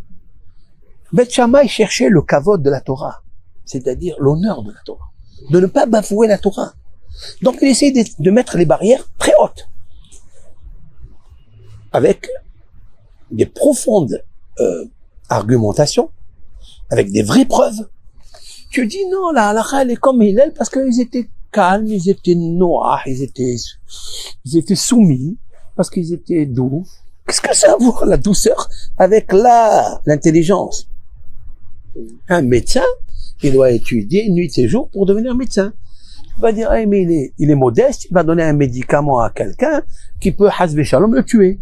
S'il connaît pas toutes la posologie, etc., c'est gravissime. Mais ils sont tolérants, tant mieux pour eux, ils sont modestes, tant mieux pour eux. Mais quand tu vas donner la loi, tu vas distribuer, tu vas diffuser la loi pour des générations, par la tradition, par la transmission, tu risques de tuer quelqu'un. Si tu dis sur quelque chose qui est interdit, tu dis que c'est permis, c'est grave. Comme ça le demande Rabbi Yosef Karo. Non, aujourd'hui, c'est son anniversaire. Et il m'écoute. Je sais qu'il m'écoute. La réponse, elle est majestueuse. Majestueuse. Il dit bien sûr que il avait aussi ses raisons, il avait ses preuves. Mais lorsqu'un homme est modeste, lorsqu'un homme il est le Shem Shamaim, éternel, il le conduit dans le chemin de la lumière. Et donc, la halakha, elle est comme lui. Ça veut dire quoi? Ça veut dire que Dieu, il aime les modestes. On parle pas d'un modeste qui fait semblant d'être modeste. On parle pas d'un modeste qui est ignorant. On parle d'un savant, en Torah, et qui sait trouver la tolérance. C'est pas pareil. Et quelqu'un qui sait trouver la tolérance, il est anav, il est modeste, parce qu'on va le critiquer, ce monsieur. On va lui dire, qu'est-ce que tu fais là? Kavod Torah. Il va subir des fois des injures. Il va subir des hontes, des humiliations. Comme dit le traité talmudique Yevamot, que un jour, le Beth Midrash, dans la salle d'études de Beth Shammai et de Beth Hillel, il y avait une grande dispute. Et les élèves et le peuple de Hillel étaient en train de pleurer. Pourquoi? Parce que Hillel était kafouf, était plié comme ça, soumis devant l'autorité de Shammai. Et il parlait pas. Une autre personne, j'ai dit la halakha, moi je pense que j'ai raison. Toi tu as raison, mais fais ce que tu as à faire, moi ce que j'ai à faire. Il était plié. Et il dit, j'attends, j'écoute, bien. Je vais essayer de le raisonner. C'est pas comme deux personnes, ils discutent dans la salle d'études. Un, il dit comme ça, l'autre, il est, d'accord, il commence à lui dire, mais toi, tu es hamar, toi, tu es bête, toi, tu es ça, toi, ça, tu n'as rien compris. Il commence à se mettre en colère. Il dit, ça, c'est le vrai Hamet. La Torah, elle n'est pas donnée pour ça. La Torah, elle est donnée pour comprendre, pour entendre, et faire entendre, et apprendre à entendre et à apprendre. Et ça, c'est ça la modestie. Il dit le Rabbi Yosef Karo, à la Vachalom de mémoire bénie, que son mérite repose sur le monde entier, que le Mashiach y vienne grâce à ça, à sa halakha, à sa loi qui nous a tracé, Baruch Hashem. Eh bien, il dit oui, Kol Mishu Hanav, dans ces termes, Kol Mishu Hanav, tout celui qui est modeste, Akadosh Baruch Hu Magen Alav, l'Éternel, il est son bouclier. Éternel, il le dirige dans la lumière de la vérité. Et d'ailleurs, la halakha jusqu'à aujourd'hui, elle est comme Hillel. Et la halakha, elle est comme Rabbi Yosef Karo. Pourquoi on a donné à Rabbi Yosef Karo d'être le législateur de la halakha jusqu'à l'avènement messianique? Qu'est-ce qu'il y avait avant dans le Talmud? Celui-là, il dit comme ça, celui-là, il dit comme ça. Après, les rabbins antécédents, un, il a dit comme ça, l'autre, il a dit comme ça. Il est venu Rabbi Yosef Karo, il a dit, attends, on va les mettre tous d'accord. On va les réconcilier. On va faire la matzah. On va créer la matzah. C'est quoi la matzah? Toi, tu amènes ton eau, moi, j'amène ma farine, et on construit la matzah. Mais si tu ajoutes la nervosité, tu ajoutes le levain, tu ajoutes tout ce qui fermente, l'orgueil, eh ben, ça va pas. Ça marche pas. On a dénaturalisé la halakha. Donc, il faut rester toujours anab. C'est-à-dire, pour les autres, tu fais la modestie. Pour les autres, tu cherches de trouver Rov Binyan, Rov Minyan. Tu essaies de trouver combien de rabbins antécédents, ils ont dit permis. Combien? Qui étaient ces rabbins? Combien? Combien de rabbins, ils ont dit interdit? Qui étaient ces rabbins? Et on fait le Rov Kechol. C'est-à-dire, on fait la généralité, on fait le Rov, la majorité, et avec ça, on lui pose que la halakha. Quand vous regardez Yabia Omer, c'est-à-dire ce sont les ouvrages de notre maître Rabbi Ovadia Yosef, de mémoire bénie, vous regardez, il commence par le Talmud, il va au Rishonim, c'est les rabbins du Moyen-Âge, après, il voit des discussions entre eux, il va dans les rabbins ultérieurs et ultérieurs et ultérieurs, jusqu'à aujourd'hui, il fait une synthèse et il fait une conclusion. La majorité de ces conclusions, c'est permis, moutard. Et il dit après, celui qui veut mahmir, qui veut être d'avoir à la bracha. Ça veut dire, Rabbi Ovadia Yosef lui-même, c'est sûr et certain qu'il faisait la sévérité pour lui. Mais pour les autres, il faut être tolérant. Ha, lahma, ania, yachalu abatan al-Misraïm. C'est quoi? C'est ça. Ça veut dire que le peuple d'Israël, à quel moment il est sorti d'Égypte? 210 ans dedans. Parce qu'ils avaient encore en eux la haine de Yosef. Parce qu'ils n'ont pas compris Yosef. Parce que les frères de Yosef, ils n'ont pas compris les rêves de Yosef. Ils ont dit, lui, il cherche quelque chose. Lui, il n'est pas pour le nom de Dieu. Lui, il est pour s'enorgueillir. Lui, ils ont fait rentrer un ingrédient hametz. C'est-à-dire, ils ont jugé l'autre avec malveillance. Et il est arrivé cette catastrophe. Et depuis des générations, on a travaillé dans les briques, et dans la boue, et dans la paille, et dans les... Pourquoi? On n'a pas encore enlevé le hametz, l'orgueil, le jugement de l'autre. On n'est pas tolérant avec l'autre. On a laissé notre camarade tranquille, seul, et nous on est partis. Il y a une parole très puissante dans la Haggadah que nous allons lire. C'est marqué, Ushcheno akarov elav, dans la paracha de Bo, celle qui parle justement de la sortie d'Égypte, de l'année pascale, etc. Là-bas, c'est marqué que chaque père de famille devra s'associer avec ses enfants, ou bien chaque personne avec ses amis. Ils font un groupe ensemble, ils s'unissent et ils font l'année pascale et ils chantent les louanges à Dieu de nous avoir sortis d'Égypte. Mais là, il y a marqué quelque chose. Bemirsat nefashot. Il dit si quelqu'un, il a un voisin, Ushcheno hakarov elav. Il a un voisin qui habite à côté de lui, et lui, il est avec sa femme, ou il est seul. Il est avec sa femme, ou seul. Et moi, je suis avec ma famille, et lui, il est seul. Maintenant, cette personne-là, elle a des amis. Elle a de la famille, elle a des amis. Et ses amis, il sait qu'ils vont kiffer ensemble le soir de Pessah. Ils vont kiffer, ils vont chanter, ils vont dire des Dvar Torah, ils vont raconter la Gada, ils vont boire, ils vont vraiment s'exalter en Dieu. Hein? Qu'est-ce qui est préférable de faire? De partir avec ses amis en sachant qu'il va bien kiffer?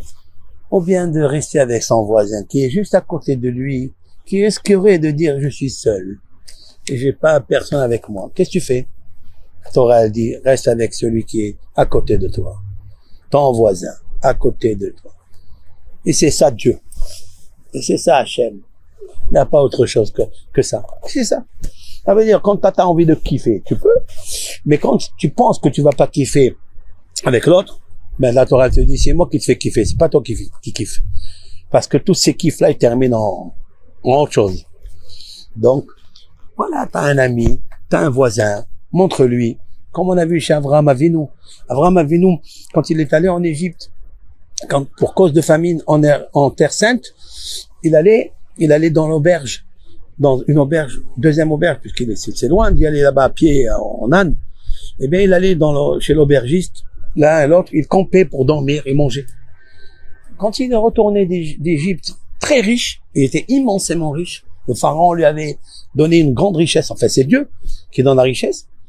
Et Sarah, elle a amené la richesse à Abraham, comme quoi la femme, c'est elle qui a amené la richesse, comme c'est marqué dans le texte où Abraham Héti Ba'avura, et à Abraham, Dieu a gâté grâce à elle, grâce à la femme, et donc, à Sarah, Et quand il est retourné, il est riche maintenant, non?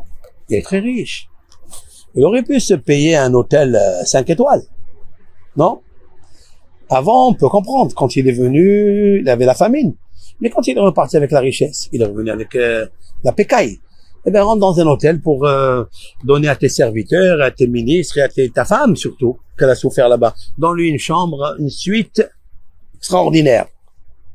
Non, ça, je dis non. Il est retourné à l'auberge, chez l'aubergiste, où il a passé la première fois. Il est allé là-bas. Pourquoi? Il dit, au moins il aura une bonne renommée de moi. Au moins il va me bénir. Comme moi, je l'ai pas laissé tomber. Quand j'étais pauvre, j'étais chez lui, je lui ai emprunté de l'argent. Quand je suis riche, je le regarde pas. Non. Va et apprends d'Abraham toujours. Et des fois, ça nous arrive des fois, il y a des restaurateurs qui se vexent. Pourquoi tu es pas venu chez moi? Pourquoi tu es parti chez l'autre alors que pendant 10 ans tu étais chez eux? C'est vrai. Je peux comprendre. Parce que c'est pas pour autant que tu vas lui faire un manque de gain. Non.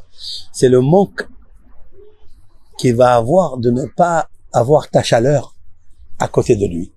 C'est-à-dire, c'est un peu de chaleur, un peu d'amour, un peu de hakaratov, parce qu'il te sert bien, il te sourit, etc. Eh ben, c'est la même chose. Voilà, c'est ça le Pessah.